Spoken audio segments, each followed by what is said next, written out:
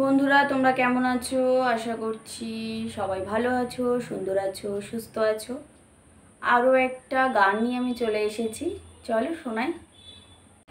খাঁচার ভিতর আছি, পাখি কেমনে আসে যায়।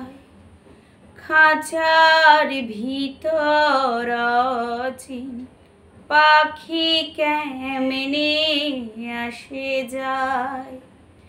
তারে ধরতে গেলে মন বেড়ি, ধরতে গেলে মন বেড়ি দিতাম পাখির পা